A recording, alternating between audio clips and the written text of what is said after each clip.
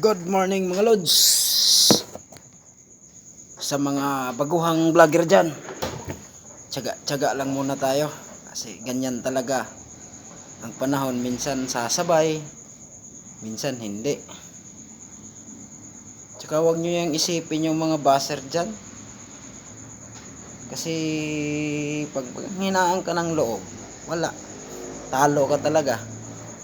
Pero makapal yung mukha mo konti, medyo panalo ka. At saka sa katulad kong bago dyan, huwag kayong manghinaan ng loob kasi wala namang umangat na tapos mo lang ng video, angat ka agad. Hindi yan. Marami ka munang pagdadaanan bago ka umangat. Tsaka yung baser, huwag mong pansinin. Normal lang yan sa pagbablog. Kaya hindi ko na yan pinapansin. Kasama yan sa buhay eh. Hindi ka mabubuhay sa mundo pag walang nangungutya sa'yo or ano pa ba dyan. Tsaka sipagan lang natin mag-upload. Darating din tayo sa mga naging successful ngayon sa pagbablog. Kasi hindi naman pwede na pag pag umpisa natin ng vlog, million agad. Buti kakain ka ng mga exotic kung ano-ano pa dyan, ay may million talaga yung views mo dyan. So kailangan natin ang tiyaga. At saka tulad ko, I'm not expected to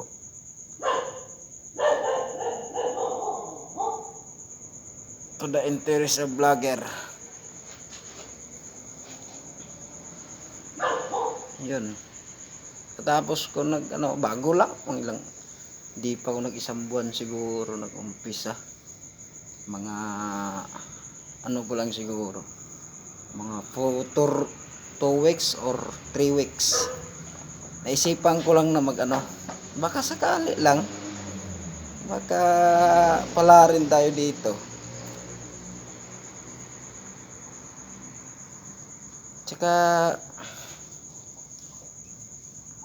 nagbabas sa'yo dyan, pamilya mo, sasabihin na wala kang mararating dyan. Kung baga sa Bisaya, pakauwaw ka. Pero wag mong isipin yan kasi normal eh. Bago ka makarating sa gusto mo, maraming pagsubok ang dadaanan natin.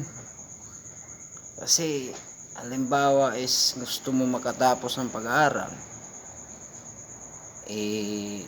maraming nagsasabi, magulang mo sasabihin sa iyo na wala tayong pera kaya hindi ka makapagtapos ng pag-aaral.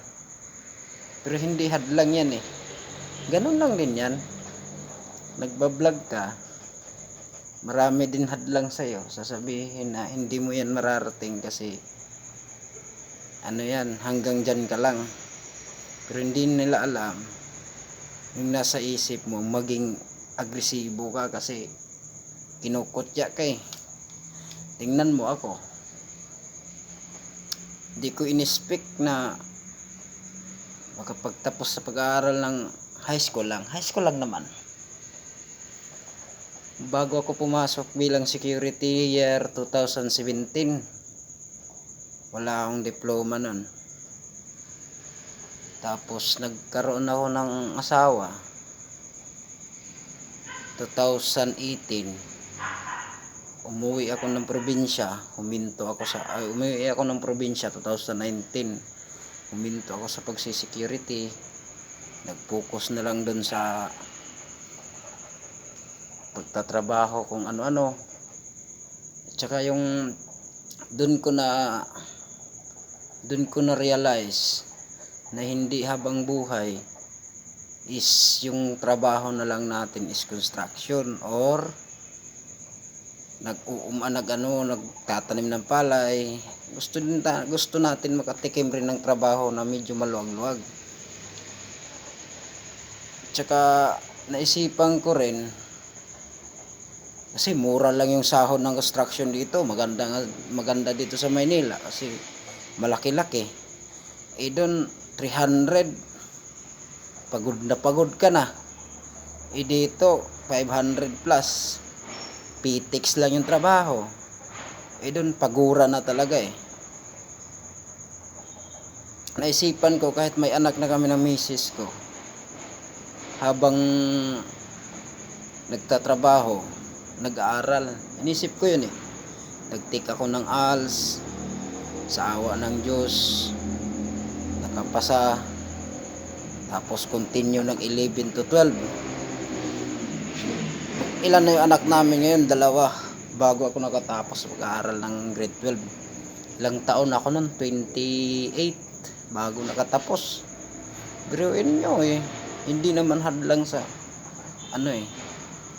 sa kahirapan yung pag-aaral or pagko-content.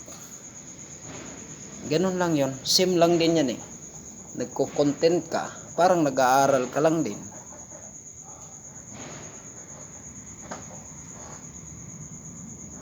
Kasi kahit matanda ka na sa pag-aaral, wala namang edad yung tawag nito, yung pag-aaral. At saka ito rin yung pagbablog, wala rin sa estado sa buhay kung ano ka ba, mahirap ka or mayaman. Kailangan